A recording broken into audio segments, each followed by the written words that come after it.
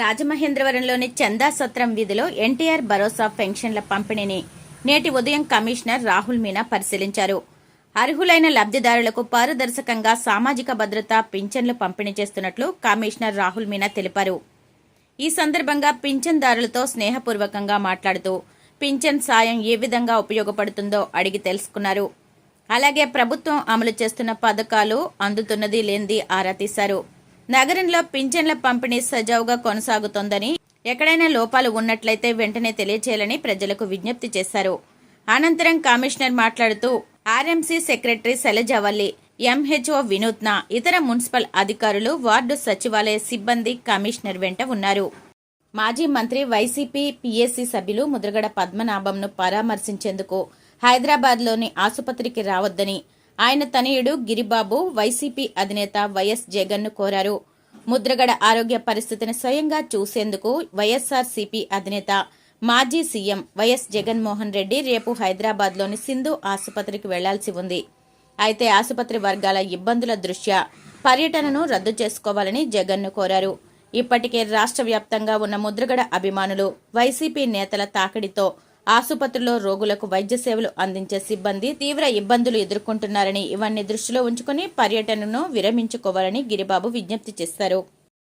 రాజమహేంద్రానికి చెందిన YCP BC నాయకుడు pita రామకృష్ణపై పెట్టిన పీడీ చట్టాన్ని ఉపసంహరించాలని మాజీ ఎంపీ వైఎస్ఆర్సీపీ జాతీయ అధికార ప్రతినిధి మార్గాని భరత్రాం ఎస్పీ డి నరసింహకిషోర్ను కలిసి విజ్ఞప్తి చేశారు.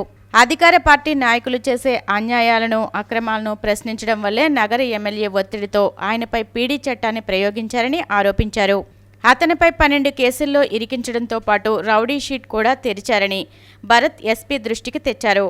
ఈ కేసులపై రౌడీ షీట్పై పోలీసుల వేధింపుల నుంచి మినహాయించాలని హైకోర్టును ఆశ్రయించినట్లు తెలిపారు. దాంతో హైకోర్టు 10 కేసులు కొట్టివేసిందని, కేవలం 2 కేసులు మిగిలాయని, వాటిని ఆధారం చేసుకుని ఒత్తిడితో పోలీసులు వేధింపులకు గురిచేస్తున్నారని చెప్పారు. నగరంలో స్థానిక 40 వార్డులో అధికార పార్టీకి చెందిన 2 గ్రూపుల మధ్య పేకాట, బ్రాకెట్ వంటి నేరపూరిత కార్యకలాపాల నిర్వహణలో విభేదాలు తలెత్తి కొట్టుకోవడం జరిగిందని పేర్కొన్నారు. ఈ ఘర్షణలో ఒక వర్గాన్ని తలలు పగిలిపోగా బాధితులు పోలీస్ స్టేషన్లో ఫిర్యాదు చేయడం జరిగిందన్నారు. అయితే ఎమ్మెల్యే దెబ్బలు తిన్న వారిపై సానుభూతి చూపించక న్యాయం చేయకపోగా తిరిగి వారిపై మరొక కేసు నమోదు చేయించారని ఎస్పీ దృష్టికి తెచ్చారు. పైగా ఆ వార్డుతో పాటు నగరంలో ఏ వార్డులోనూ ప్రతిపక్ష వైసీపీ పార్టీ వారిని, చివరకు మాజీ ఎంపీని సైతం తిరగనిచ్చేది లేదని అధికార పార్టీ నాయకులు, అనుచరులు బహిరంగంగా సవాలు చేసి శాంతి భద్రతల సమస్యను సృష్టించారని తెలిపారు. వివాదరహితుడు, ప్రజా సమస్యల పట్ల మానవతా దృక్పథంతో వ్యవహరిస్తూ తూర్పుగోదావరి జిల్లా అదనపు ఎస్పీగా పనిచేసి పదోన్నతిపై నాన్ కేడర్ ఎస్పీగా, సిఐడి ఎస్పీగా బదిలీ అయిన ఏపీ సుబ్బరాజుకు ఎస్పీ డి నరసింహకిషోర్, ఇతర పోలీస్ అధికారులు ఆత్మీయ వీడ్కోలు పలికి ఘనంగా సత్కరించారు. ఈ సందర్భంగా ఎస్పీ డి నరసింహకిషోర్ మాట్లాడుతూ ఏవి సుబ్బరాజు జిల్లాలో పోలీస్ శాఖకు అందించిన సేవలను కొనియాడుతూ బదిలీపై వెళ్తున్న సందర్భంగా అభినందనలు తెలియజేసి ఆయన భవిష్యత్ బాధ్యతల్లో మరిన్ని విజయాలు సాధించాలని ఆకాంక్షించారు. అలాగే పదవీ విరమణ చేసిన ఎస్ఐలు వి సత్యనారాయణ, యువివి సత్యనారాయణ, వి రామకృష్ణ, కె శ్రీనివాస్, ఏఎస్ఐ ఎం సుబ్బారావు, హెచ్సిఎన్ సత్యనారాయణలకు ఆత్మీయ వీడ్కోలు పలికారు. పదవీ విరమణ అనంతరం కూడా వారికి ఏవైనా వ్యక్తిగత లేదా శాఖాపరమైన సమస్యలు ఎదురైనా పోలీస్ శాఖ ఎల్లప్పుడూ వారికి అండగా నిలుస్తుందని హామీ ఇచ్చారు. ఈ కార్యక్రమంలో డిఎస్పీలు B Ramakrishna, Y Srikanth, A Subhash, A Sivapriya, CH Jeevana, ఇతర అధికారులు పాల్గొన్నారు. ఎస్ఐగా బాధ్యత స్వీకరించాల్సిన Rajanagaram police station AS A Raja Prakash Babu గుండెపోటుతో ఆకస్మికంగా మృతి చెందారు. రాజా ప్రకాష్ బాబు మృతి పట్ల తూర్పుగోదావరి జిల్లా ఎస్పీ డి నరసింహకిషోర్ ప్రగాఢ సంతాపం వ్యక్తం చేశారు. ఎస్పీ ఆదేశాల మేరకు రాజా ప్రకాష్ బాబు అంత్యక్రియలు పోలీస్ అధికార లాంఛనాలతో జరిగాయి. ఈ కార్యక్రమంలో పోలీస్ అధికారులు, సిబ్బంది పాల్గొని రాజా ప్రకాష్ బాబు పుష్పాంజలి ఘటించి నివాళులర్పించారు. ఈ విషాద సమయంలో మృతుని కుటుంబానికి పోలీస్ శాఖ అన్ని విధాలా అండగా ఉంటుందని ఎస్పీ భరోసా కల్పించారు. శాఖాపరంగా అందవలసిన అన్ని ఆర్థిక సహాయాలు, సేవా సంబంధిత ప్రయోజనాలు ఎటువంటి జాప్యం లేకుండా అందేలా సంబంధిత అధికారులను ఆదేశించారు. మృతుని కుటుంబానికి పోలీస్ సంక్షేమ నిధి ద్వారా అంత్యక్రియల ఖర్చులు, వితంతు నిధి, ఇతర అనుబంధ వ్యయాల నిమిత్తం మొత్తం 1,00,000 రూపాయలు ఆర్థిక సహాయాన్ని అందజేశారు. తూర్పుగోదావరి జిల్లా పోలీస్ శాఖలో విధులు నిర్వర్తిస్తున్న 2013 బ్యాచ్కు చెందిన ఏఆర్ కానిస్టేబుల్ డి గణేష్ రావు తీవ్రమైన కిడ్నీ వ్యాధితో బాధపడుతున్నారు. ఆయన తండ్రి కిడ్నీ దానం చేయడంతో ఇటీవల కిడ్నీ మార్పిడి శస్త్రచికిత్స విజయవంతంగా నిర్వహించారు. శస్త్రచికిత్సతో పాటు అనంతర వైద్య చికిత్సలకు ఆయన ఖర్చుల నిమిత్తం తూర్పుగోదావరి జిల్లా పోలీస్ అధికారులు, 2013 బ్యాచ్కు చెందిన పోలీస్ సిబ్బంది, అలాగే రాష్ట్రంలో వివిధ జిల్లాల్లో విధులు నిర్వర్తిస్తున్న అదే బ్యాచ్కు చెందిన సహోద్యోగులు స్వచ్ఛందంగా విరాళాలు అందించి మొత్తం 7,50,000 సమీకరించి ఎస్పీ డి నరసింహకిషోర్ చేతుల మీదుగా ఆయన కుటుంబానికి అందజేశారు. ఈ సందర్భంగా జిల్లా ఎస్పీ మాట్లాడుతూ కష్టకాలంలో సహోద్యోగికి అండగా నిలవడం పోలీస్ కుటుంబంలో ఉన్న ఐకమత్యానికి, మానవత్వానికి, సేవాభావానికి నిదర్శనమని అన్నారు. ఇటువంటి కార్యక్రమాలు బాధిత కుటుంబాలకు ఆర్థిక భరోసాను కల్పించడంతో పాటు పోలీస్ శాఖలో పరస్పర సహకారం, సోదరభావాన్ని మరింత బలోపేతం చేస్తాయని తెలిపారు. గణేష్ రావు పూర్తి స్థాయిలో ఆరోగ్యాన్ని పొందుతూ త్వరలోనే విధుల్లో చేరాలని ఎస్పీ ఆకాంక్షించారు.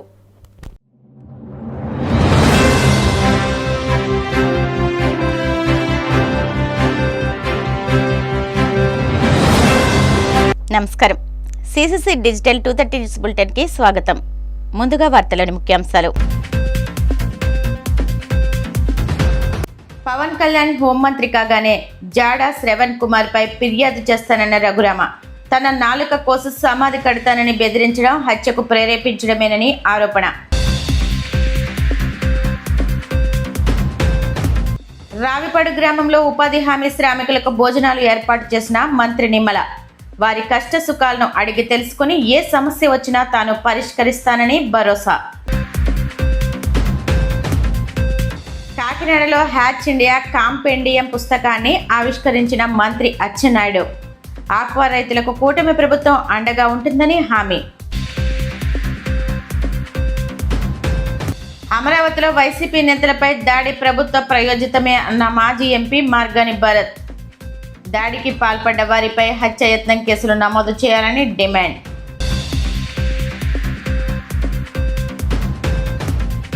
ఉప ముఖ్యమంత్రి పవన్ కళ్యాణ్ హోం మంత్రిత్వ శాఖ బాధ్యతలు స్వీకరించిన వెంటనే జై భీమ్ పార్టీ అధ్యక్షుడు జాడా శ్రవణ్ కుమార్ పై ఫిర్యాదు చేస్తానని డిప్యూటీ స్పీకర్ కనుమూరి రఘురామకృష్ణరాజు స్పష్టం చేశారు. పశ్చిమ గోదావరి జిల్లా పెద్దామిరంలోని తన కార్యాలయంలో ఏర్పాటు చేసిన మీడియా సమావేశంలో ఆయన వ్యాఖ్యలు చేశారు. ఏలూరులో ఆదివారం జరిగిన ఒక కార్యక్రమంలో శ్రవణ్ కుమార్ తనపై చేసిన వ్యాఖ్యలను రఘురామ తీవ్రంగా ఖండించారు. తన నాలుక కోసి సమాధి కడతానని బెదిరించడం హత్యను ప్రేరేపించే క్రిమినల్ చర్య కిందకే వస్తుందని ఆయన మండిపడ్డారు. తాను హోంమంత్రిని కాకపోవడం వల్లే నేరగాళ్లు ఇష్టానుసారంగా వ్యవహరిస్తున్నారని ఇటీవల పవన్ కళ్యాణ్ చేసిన వ్యాఖ్యలను రఘురామ ఈ సందర్భంగా గుర్తు చేశారు. పవన్ హోం మంత్రిగా బాధ్యతలు స్వీకరించాకే ఈ అంశంపై ఫిర్యాదు చేస్తానని ఆయన స్పష్టం చేశారు. రాజ్యాంగబద్ధమైన పదవిలో ఉన్న వ్యక్తిపై ఇటువంటి అనుచిత వ్యాఖ్యలు చేస్తే కూటమి ప్రభుత్వం చూస్తూ ఊరుకోదని ఆయన హెచ్చరించారు. అతను మొన్నటిదాకా చంద్రబాబు నాయుడు గారిని గట్టిగానే తిట్టాడు. మరి నిన్న ఏమీ అనకపోవటం, పైగా మరి మెచ్చుకున్నారని కూడా అంటాం, ఇవన్నీ అనుమానం లేని వాళ్ళకు కూడా అనుమానం రేకెత్తించే విధంగా ఉన్నాయి ఈ మాటలు. బట్ మరి ఎవరైనా సోమోటో మరి నిజంగా పోలీసులు కంప్లైంట్ తీసుకుంటారా, వాళ్ళే లేదు ఎవరైనా ఒకవేళ నా అభిమానులు, నేనైతే పవన్ కళ్యాణ్ గారు హోమ్ మినిస్టర్ అయ్యేదాకా నేనైతే కంప్లైంట్ ఇవ్వను డెఫినెట్గా. ఇది నా స్టాండ్. నా నాలుగు ఆయనకే పంపుతానన్నారు ఒకటి. రెండు, మొన్న పవన్ కళ్యాణ్ గారు ఈ క్రిమినల్స్ నేను హోమ్ మినిస్టర్ కానందువల్ల హ్యాపీగా ఉన్నారు అని అన్నారు. సో కాబట్టి ఇతను క్రిమినల్. సో ఆయన హోమ్ మినిస్టర్ అయ్యే వరకు క్రిమినల్స్ హ్యాపీగా ఉంటారని చెప్పి మరి కళ్యాణ్ గారే అనుకుంటున్నప్పుడు ఇదిగో ఈ నాని గారు ఇంకేదో అనుమానాలు పెట్టాడు. ఈ బ్యాక్గ్రౌండ్లో ఇక నేను కంప్లైంట్ ఇచ్చి కూడా యాక్షన్ తీసుకోవట్లేదు అనుకోండి, అలా అదొక నామర్థం. నాకు డిప్యూటీ స్పీకర్ స్థాయిలో ఉండి మీరు కంప్లైంట్ ఇచ్చినప్పటికీ కూడా మళ్ళీ ఏదో లేదని చెప్పి మళ్ళీ ఇలాగే ప్రెస్ మీట్ పెట్టమని చెప్పి ఇలాగే నన్ను అడుగుతారు. సో కాబట్టి నేను కంప్లైంట్ ఇచ్చినా, ఒకవేళ ఎవరైనా కంప్లైంట్ ఇచ్చినా చర్య ఒకటే ఉంటుంది. చర్య అంటూ ఉంటే ఇలాగా మాట్లాడి నాలుగు కోసేస్తాను, సమాధి కట్టేస్తాను, ఎవడ పడితే ఆడు. ఇప్పుడు చట్టం అంత క్లియర్గా ఉండి సుప్రీంకోర్టు రూలింగ్స్ ఉండి ఎక్కడా కూడా ప్లేసెస్ ఆఫ్ వర్షిప్ దగ్గర మైకులు పర్మిషన్ లేకుండా ఉండకూడదు, పర్మిషన్ ఇచ్చినప్పుడు కూడా ఇన్ని డెసిబల్స్లో ఉండాలి అంటే నేను చెప్తున్నాను. వీళ్ళు కోనికేసుకో గొట్టంగాడు ఇటు చెప్పేయటానికి. నేను చెప్తున్నాను మీరు పెట్టుకోండి అని చెప్పి నోటుకు వచ్చినట్టు మాట్లాడతాం, నాలుగు కోసేస్తానంటాం, సమాధి కట్టేస్తానంటాం. ఇటువంటి మాటలన్నీ కూడా మాట్లాడిన తర్వాత ఎటువంటి కేసు ఏమీ లేకుండా ఉపేక్షించటం. పైగా ఇవాడేమన్నా ప్రజానాయకుడు అంటే సార్ 71 కోట్లు వచ్చినాయి. మరి అలాగా మాట్లాడేస్తూ ఉంటే ఈ రకంగా మాట్లాడిన తర్వాత కూడా ఉపేక్షిస్తాయి. డెఫినెట్గా నాకు తెలిసి ఎవరొకరు కంప్లైంట్ ఇస్తారు నా తరఫున. నన్ను అభిమానించే వాళ్ళు, అతన్ని అభిమానించే క్రైస్తవులు అందరూ అతన్నే అభిమానిస్తున్నారని చెప్పి అతను ఒక అపోహలో ఉంటే ఖచ్చితంగా హిందువులు అందరూ నన్ను అభిమానించాలి. అంటే 14% అభిమానిస్తున్నారన్న భ్రమలో అతను ఉంటే 80% అభిమానిస్తున్నారు అన్న భ్రమలో నేను ఉండొచ్చు. ఆ 80లో కొద్దిమంది అయినా కంప్లైంట్ ఇస్తారు డెఫినెట్గా. ఆ ఇచ్చిన కంప్లైంట్ని ఆ పోలీసులు సీరియస్గా తీసుకుంటారా మరి చూడాలి. మంచి ప్రభుత్వం అని అందరూ అంటున్నారు. సో మంచి అంటే ఇలాగా హింసని ప్రోత్సహించే, అంటే హింసని ఖండించని మంచా, ఇలా ఒక రాజ్యాంగబద్ధ పదవిలో ఉన్న వ్యక్తినే మరి ఈ రకంగా అది కోసేస్తాను ఇది కోసేస్తానని చెప్పి అంటూ ఉంటే మరి ఉపేక్షిస్తారని నేను అనుకోవట్లా. కంప్లైంట్ అంటూ ఇస్తే. కానీ నేను మళ్ళీ చెప్తున్నా, నేను కంప్లైంట్ ఇవ్వను. నాకెందుకనో పవన్ కళ్యాణ్ గారు ఆ మాట అన్నారు కనుక ఆయన హోమ్ మినిస్టర్ అవుతారు అన్న, ఆయన్ని హోమ్ మినిస్టర్ చేస్తారు గౌరవ ముఖ్యమంత్రి గారు అన్న నమ్మకం ఇది. ఎందుకంటే డైరెక్ట్గా నాకు పవన్ కళ్యాణ్ గారికి ఉపాధి కూలీలు మంత్రి నిమ్మల రామానాయుడుతో కలిసి ఆటపాటలతో సందడి చేశారు. పశ్చిమ గోదావరి జిల్లా పోడూరు మండలంలోని రావిపాడు గ్రామంలో ఉపాధి పనులు ఆఖరి రోజు కావడంతో శ్రామికులకు మంత్రి నిమ్మల భోజనాలు ఏర్పాటు చేశారు. ఈ కార్యక్రమంలో భాగంగా మహిళలకు కుర్చీ పోటీలు వంటి వివిధ ఆటల పోటీలు నిర్వహించి లక్కీ డ్రా నిర్వహించారు. పోటీల్లో గెలుపొందిన మహిళలకు మంత్రి రామానాయుడు చీరలు, బహుమతులను పంపిణీ చేశారు. ఈ సందర్భంగా ఆయన మాట్లాడుతూ ఉపాధి హామీ శ్రామికులంటే తనకు ఎంతో గౌరవమన్నారు. శ్రామికులతో మమేకమై వారి కష్ట సుఖాలను అడిగి తెలుసుకున్నారు. ఎప్పుడు ఏ సమస్య వచ్చినా తాను పరిష్కరిస్తానని భరోసా ఇచ్చారు.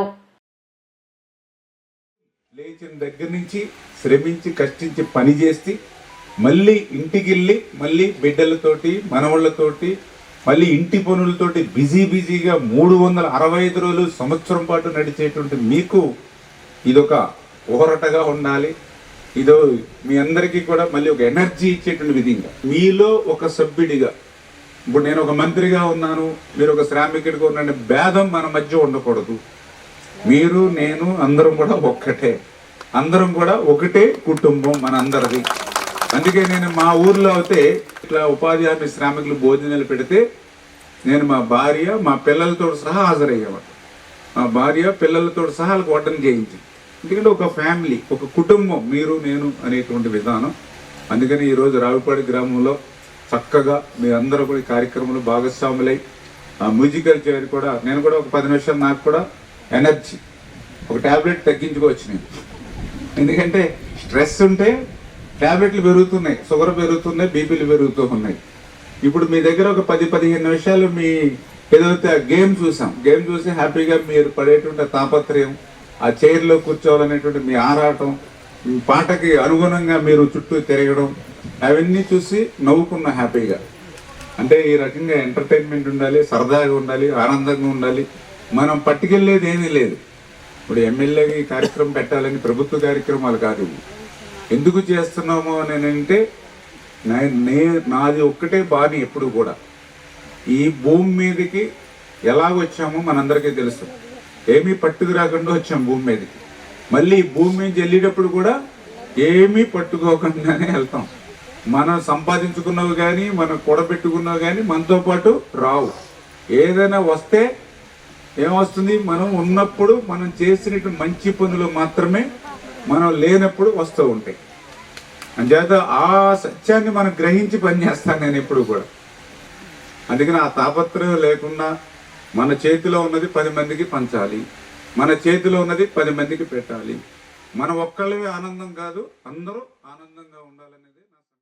ఆక్వా రంగానికి హ్యాచరీస్, ఫీడ్ మ్యానుఫ్యాక్చర్, ఎక్స్పోర్ట్స్, రైతు 4 స్తంభాలైతే వాటిలో అత్యంత ప్రాధాన్యం ఉన్నది రైతుకేనని మంత్రి కింజరపు అచ్చెన్నాయుడు అన్నారు. ఆల్ ఇండియా ఫ్రించ్ hatcheries association, Andhra Pradesh hatcheries association ప్రతినిధులు సంయుక్తంగా రూపొందించిన హ్యాచ్ ఇండియా క్యాంపెయినింగ్ పుస్తక ఆవిష్కరణ కార్యక్రమం కాకినాడలోని ఎస్ఆర్ఎంటీ హాల్లో నిర్వహించారు. ఈ సమావేశానికి మంత్రి అచ్చెన్నాయుడు, రాజ్యసభ సభ్యుడు బీదా మస్తాన్ రావు, ప్రభుత్వ whip Datla Subbaraju, Kakinada city MLA Vanamadi Venkateswara Rao, ఎమ్మెల్సీలు Perabathula Rajasekharam, Karri Padmasri, DCCB chairman Tummala Babu, AVS Raju, Satti Suryanarayana Reddy, Gurram Chandramouli, Katakamsetti Bobby, all India state hatcheries అసోసియేషన్ల ప్రతినిధులు వై రవి, నరేంద్రరాజు వర్మ పాల్గొన్నారు. ఈ సందర్భంగా మంత్రి అచ్చెన్నాయుడు మాట్లాడుతూ ఆక్వా రంగ అభివృద్ధికి ప్రభుత్వం కట్టుబడి ఉందని తెలియజేశారు. 1 hatcheries, 2 feed manufactures, 3 export and 4వది రైతు.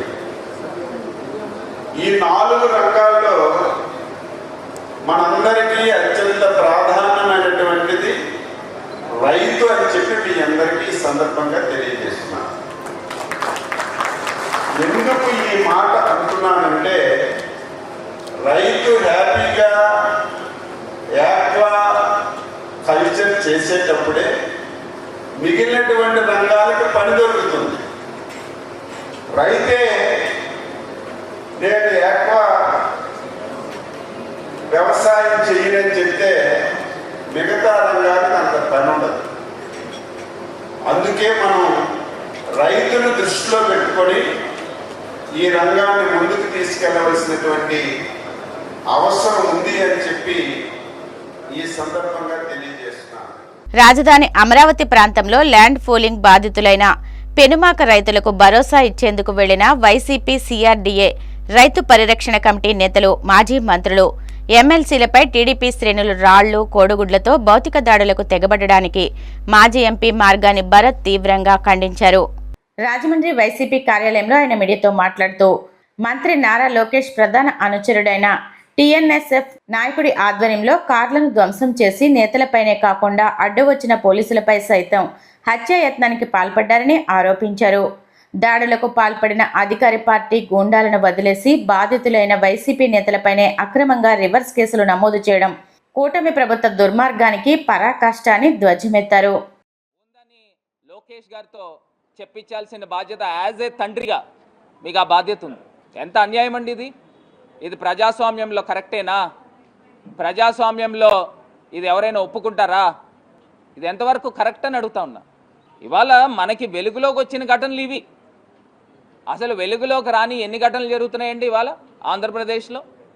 ఇక్కడ రాజమండ్రిలో స్థానికంగా ఒక సెట్టిబలిజ యువకుడి పైన తీసుకుని వచ్చి పీడీ యాక్ట్ పెట్టారు. పీడీ యాక్ట్ పెట్టి టెర్రరిస్ట్ లాగా రోడ్డు మధ్యలో ఆపేసి అరెస్ట్ చేసి ఎత్తుకెళ్ళిపోయారు. అతని పైన రౌడీ షీట్ తీస్తే హైకోర్టును ఆశ్రయించారు. హైకోర్టు కూడా చివాట్లు పెట్టింది ఈ డిపార్ట్మెంట్కి.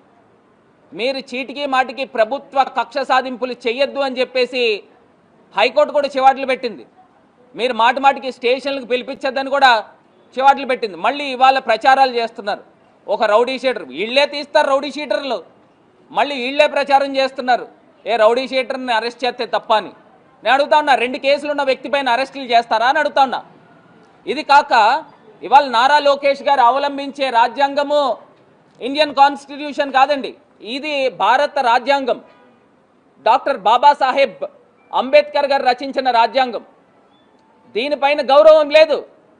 ఎంతసేపు కూడా రెడ్ బుక్ పట్టుకోవడం, ఆ రెడ్ బుక్లో నోటికొచ్చిన మాటలు మాట్లాడడం. ఆ రెడ్ బుక్నే మీ పోలీస్ డిపార్ట్మెంట్ కూడా ఐపీసీ సెక్షన్ని పక్కన పెట్టేసి ఈ రెడ్ బుక్ సెక్షన్ని మీరు అవలంబిస్తున్నారు. ఐపీసీ సెక్షన్లో ఒక గాలికి వదిలేశారు. ఓన్లీ ఆంధ్రప్రదేశ్లో రెడ్ బుక్ సెక్షన్లు జరుగుతూ ఉన్నాయి. సరే, ఐపీసీది బిఎన్ఎస్గా మారింది, బిఎన్ఎస్ సెక్షన్స్ని అవలంబించాలి కదా, ఎందుకు చేయట్లేదని అడుగుతా ఉన్నా. దాన్నే అలుసుగా తీసుకుని ఇవాళ ఈ పరిస్థితులు కనబడుతున్నాయి. ఇవాళ యువత రాజకీయాల్లోకి రావాలండి. యువత ఎడ్యుకేటెడ్ యంగ్స్టర్స్ రావాలి. మరి నారా లోకేష్ గారు స్టాన్ఫర్డ్ యూనివర్సిటీలో చదువుకున్నారు. చదువుకుని ఆయన బుక్ పట్టుకుని మాట్లాడిన మాటలు ఏంటండి? రెడ్ బుక్ పట్టుకుని కడ్రాయర్తో నడిపిస్తా, కడ్రాయర్తో పరిగెట్టిస్తా. ఏ జగన్ లండన్ దేనికి వెళ్ళాడు, ఏం చేయడానికి వెళ్ళాడు అని ఆ బీప్ మాటలు. ఇతను చీఫ్ మినిస్టర్ క్యాండిడేట్ అండి. ఇతను మాట్లాడచ్చా? బూతులు మాట్లాడచ్చా? ఏం మాట్లాడవు? ఇవాళ రాష్ట్ర ప్రజలు ఎవరో చూడలేదని అనుకుంటున్నావా బాబు నారా లోకేష్? నువ్వు జగన్ గారి గురించి లండన్ వెళ్ళినప్పుడు నువ్వు ఏ మాట మాట్లాడావు? ఆ మాట నేను ఉచ్చరించగలను, కానీ సభ్య సమాజం ఒప్పుకోదు. సభ్య సమాజం ఒప్పుకోదు. ఏం మాటలు మాట్లాడావు? నువ్వు మాకా నీతులు చెప్పేది? ఇవాళ సాయి కృష్ణ లాకప్ డెత్ జగన్ అన్న గనక బయటికి తీసుకురాకపోతే అసలు అది వెలుగులోకి వచ్చేదా అని అడుగుతా ఉన్నా. వచ్చేది కాదు. ఇవాళ దళిత యువకుడు నేను పలానా పోలీస్ ఆఫీసర్ వాళ్ళని చచ్చిపోతున్నాను అని సూసైడ్ వీడియో చేసుకుంటే మేము దాన్ని బయటికి తీసుకురాకపోతే వెలుగులోకి వచ్చేదా అని అడుగుతా ఉన్నాం. ఇక్కడ స్టీల్ ప్లాంట్లో అండి, స్టీల్ ప్లాంట్లో అక్కడ దుర్ఘటన జరిగితే ఈయన నారా లోకేష్ గారు అంటారు మీ ఇంట్లో ఎవరు చచ్చిపోలేదు కదా మీకెందుకు అని అంటున్నాడు. ఎవరైనా మాట్లాడతారండి అలాగా? ఇప్పుడు అక్కడ సహనం కోల్పోయి ఈ రకంగా మాట్లాడతారా ఎవరైనా అని అడుగుతా ఉన్నా. ఇది ఎంతవరకు కరెక్ట్ అని అడుగుతున్నా. అదే ఎల్జీ పాలిమర్స్ ఘటన జరిగినప్పుడు జగనన్న ఎక్స్గ్రేషియా కింద ₹1 కోటి ఇచ్చాడు. మీరేం చెప్తున్నారు? వాళ్ళకి రావాల్సిన ఏవైతే ఇండస్ట్రీస్ యాక్ట్ ప్రకారంగా జనసేన పార్టీ ప్రజాస్వామ్యానికి విలువనిస్తుందని, పార్టీ నిర్మాణంలో అంతర్గత ప్రజాస్వామ్యాన్ని బలంగా ఆచరించే విధానం పవన్ కళ్యాణ్కే సాధ్యమని జనసేన నిర్మాణ సారథుల సమాచార సేకరణ కమిటీల కేంద్ర కార్యాలయ సమన్వయకర్త డాక్టర్ సందీప్ పంచకర్ల అన్నారు. రాష్ట్ర వ్యాప్తంగా మొదలైన సమాచార సేకరణ ప్రక్రియను జనసేన పార్టీ కేంద్ర కార్యాలయంలో సమాచార సేకరణ కమిటీల సమన్వయకర్తలు మీడియాకు వివరించారు. ఈ సందర్భంగా సందీప్ మాట్లాడుతూ దేశానికి బాధ్యతాయుత నాయకత్వం అందించాలని, అది ప్రజాస్వామ్యబద్ధంగా ఉండాలన్నది పవన్ కళ్యాణ్ లక్ష్యమన్నారు. దేశానికి ఉత్తమ నాయకులను తయారు చేసే కర్మాగారంగా పార్టీని తీర్చిదిద్దుతున్నారని తెలియజేశారు. రైతు సోదరులకి మరియు వారి రైతు కుటుంబ సభ్యులందరికీ కూడా ఏరువాక పౌర్ణమి శుభాకాంక్షలు. ఈ ఏరువాక పౌర్ణమి నాటి నుంచే రైతులందరూ కూడా భూమాతకి నమస్కరించుకుని మనకు ఏవైతే విత్తనాలు ఉంటాయో ఆ విత్తనాల్ని దేవుడికి నమస్కరించుకుని భూమిలో నాటుతారు.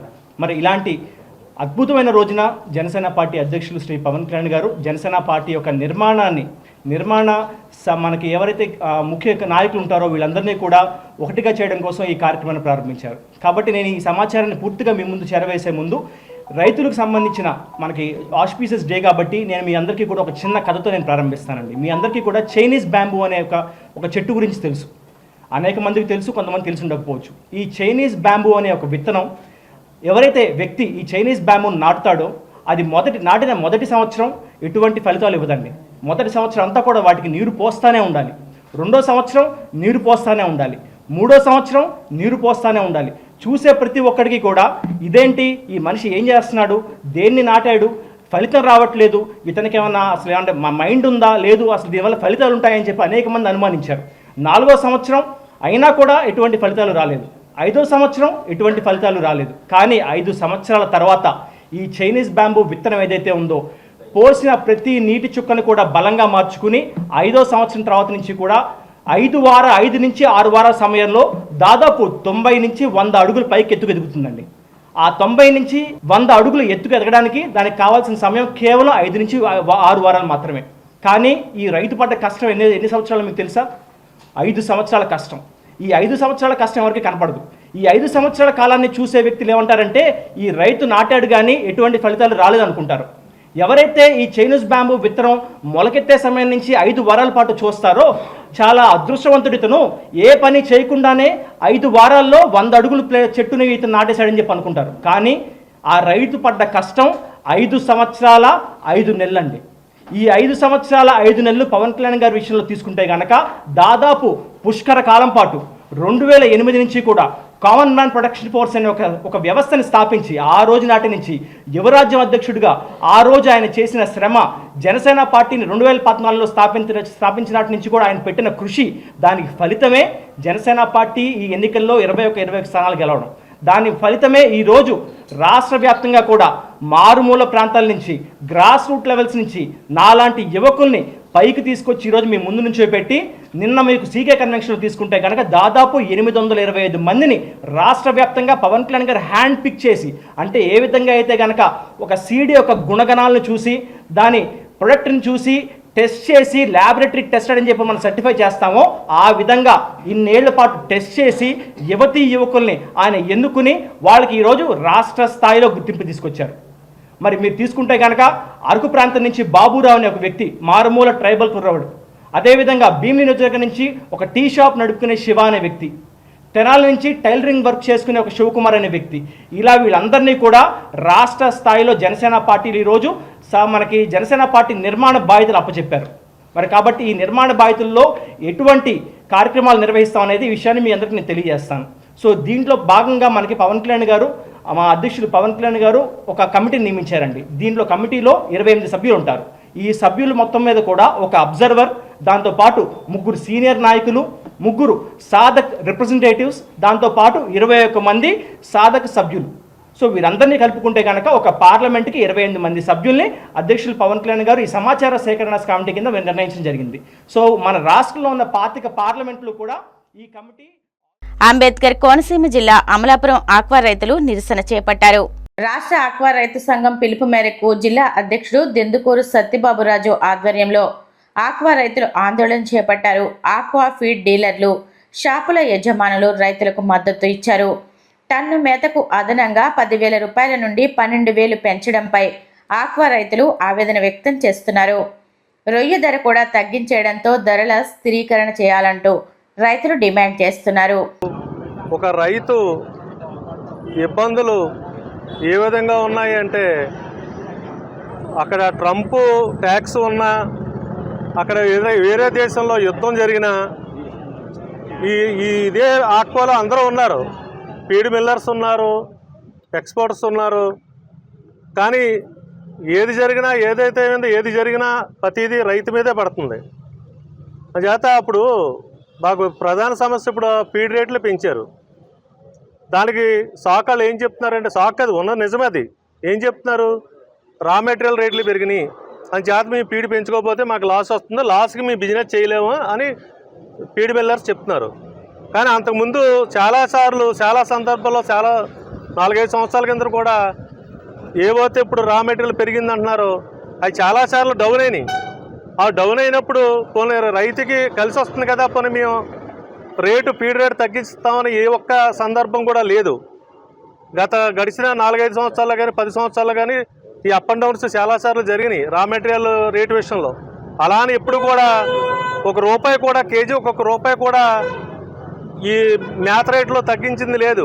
అటువంటిది ఇప్పుడు పెరిగిందని ఇష్టసారం పెంచుకోవటం వల్ల రైతే ఇబ్బంది పడుతున్నాడు. ఇక్కడ రాష్ట్ర వ్యాప్తంగా ఉన్నటువంటి ఆక్వా రైతులందరూ రాష్ట్ర ఆక్వా రైతు సంఘం పిలుపు మేరకు ఇవాళ స్వచ్ఛందంగా మరి ఫీడ్ షాపులు కానీ అలాగే రైతుల యొక్క పట్టుబడులు కానీ నిలిపివేయడం జరిగింది.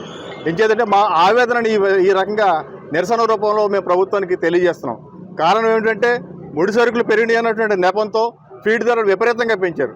మరి అప్సరా చట్టం అన్నది సాక్షాత్తు గౌరవ ముఖ్యమంత్రి గారు అయినటువంటి నారా చంద్రబాబు నాయుడు గారి సమక్షంలో ఒక రేటు ఒప్పందానికి వచ్చి ఆ ఒప్పందాన్ని అమలు చేయని కారణంగా ఇవాళ మేము ఆక్వా రైతులందరూ కూడా రోడ్డెక్కి నిరసన వ్యక్తం చేస్తున్నాం. మరి ఈ యొక్క బంద్కి స్వచ్ఛందంగా ఆక్వా డీలర్స్ అంటే ఫీడ్ డీలర్స్ కానీ అలాగే ఆక్వాకు సంబంధించిన ఏ ఉత్పత్తులైనా సరే అందరూ కూడా స్వచ్ఛందంగా మేము రైతులకు మద్దతుగా మా షాపులు మూసేస్తున్నామని చెప్పేసి వారి నిరసన రూపంలో వీళ్ళందరూ కూడా బంధుకు సహకరించినందుకు వారందరికీ కూడా రాష్ట్ర ఆక్వా రైతు సంఘం తరపున ధన్యవాదాలు తెలియజేసుకుంటూ సెలవు తీసుకుంటాం. ఈ రోజున రాష్ట్ర వ్యాప్తంగా మా రాష్ట్ర ఆక్వా రైతు సంఘం పిలుపు మేరకు ఆక్వా షాపులు దానికి అనుబంధంగా ఉన్న షాపులు అదేవిధంగా రైతులు పట్టుబడి ఈరోజు బంద్ చేసి గవర్నమెంట్ వారికి నిరసన రూపంలో రైతుల అగచాట్లు తెలియజేసే ఉద్దేశంతో ఈ రోజున బంద్ సక్సెస్ చేసిన మన ఆక్వా రైతు సోదరులందరికీ అలాగే సహకరించిన రైతు నాయకులందరికీ అలాగే షాపు వారికి నమస్కరిస్తూ ఈ రోజున 2020లో అప్సడా చట్టం వచ్చినా ఈ రోజు వరకు దాని ఇంప్లిమెంటేషన్ లేకపోవడం వల్ల దానిలో లోటుపాట్లు కూడా తెలుస్తున్నాయి. ఒక పక్క చంద్రబాబు నాయుడు గారు లక్షలాది ఎకరాలు పెంచి ఎక్స్పోర్ట్ని పెంచుదామంటే దాని అనుగుణంగా యంత్రాంగం లేక రైతు పండించిన రొయ్యకి గిట్టుబాటు ధర లేక ఎవరికి చెప్పుకోవాలా ఏం చేయాలనే ఉద్దేశంతో రైతులు ఈ రోజున రోడ్డెక్కి ప్రశాంతంగా బతుకుతున్న ఆక్వా రైతులు రోడ్డెక్కి షాపులు బంద్ చేసి అలాగే పట్టుబడి బంద్ చేసి గవర్నమెంట్ వారికి నిరసన వ్యక్తం చేయడం జరిగింది. ఈ రోజున ముఖ్యంగా రైతు ఎప్పుడు కూడా అన్ని విధాలుగా కూడా నష్టపోతున్నాడు. ఎందుకంటే రైతులో మెయిన్ తను ఆ రోజు చెరువు కాడికి వెళ్ళటం, తన కష్టపడటం, ఇంటికి వెళ్ళటం తప్పించి వేరే ఆలోచన లేకపోవటం. ఈ ఈవేళ అన్నిటికీ సబ్సిడీలు ఇచ్చిన ఈ రైతుకి ఏ విధమైన సబ్సిడీ ఇవ్వకపోవటం అన్ని విధాలా నష్టపోవడం జరుగుతుంది. ఈవేళ ఈ ఆక్వా రైతు ఆక్వా చెరువులు అంటే ఈవేళ ఆక్వా ఇండస్ట్రీ కింద, ఎందుకంటే రైతుకి ఎలా ఉన్నా ఇండస్ట్రీలో పెద్ద ఇండస్ట్రీలో బతికే లేబర్ కన్నా బతికే ఆఫీసర్ల కన్నా ఈ ఆక్వా ఇండస్ట్రీలో ఎక్కువ కోస్ట్ ఏరియాలో ఆధారపడి ఉన్నారు. దీనికి ప్రతి ఒక్కరు కూడా సపోర్ట్ ఇచ్చి ఈవేళ ఈ బంద్కి పాటించినందుకు చాలా మేము సంతోషం తెలియజేస్తున్నాం. నెల్లూరు జిల్లా గూడూరు మండలం తిప్పవరపాడు గ్రామంలో శ్రీ కామాక్షి దేవి సమేత కైలాసనాథ స్వామివారి దేవస్థానంలో పౌర్ణమి సందర్భంగా విశేష పూజలు నిర్వహించారు. స్వామి అమ్మవారికి ప్రత్యేక అలంకరణ, పలు రకాల పుష్పాలతో పుష్పయాగం, మంగళ వాయిద్యాలతో పల్లకీ సేవ ఘనంగా నిర్వహించారు. భక్తులు శివనామస్మరణ చేస్తూ స్వామి అమ్మవారిని దర్శించి తీర్థ ప్రసాదాలు స్వీకరించారు.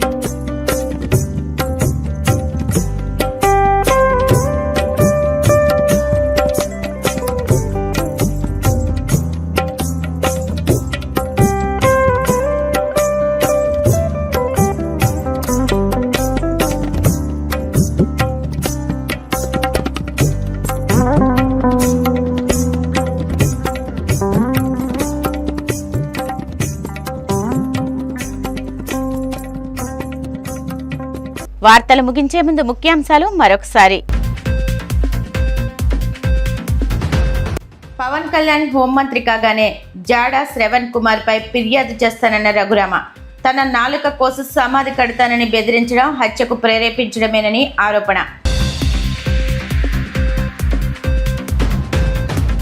రావిపాడు గ్రామంలో ఉపాధి హామీ శ్రామికులకు భోజనాలు ఏర్పాటు చేసిన మంత్రి నిమ్మల వారి కష్ట సుఖాలను అడిగి తెలుసుకుని ఏ సమస్య వచ్చినా తాను పరిష్కరిస్తానని భరోసా.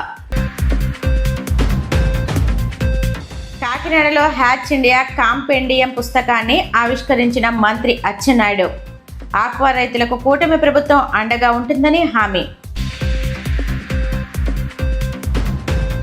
అమరావతిలో వైసీపీ నేతలపై దాడి ప్రభుత్వ ప్రయోజితమే అన్న మాజీ ఎంపీ మార్గాని భరత్.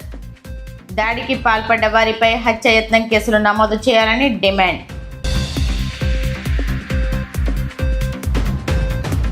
ఈనాటి CCC డిజిటల్ 230 న్యూస్ బులెటిన్ ఇంతటితో సమాప్తం. నమస్కారం.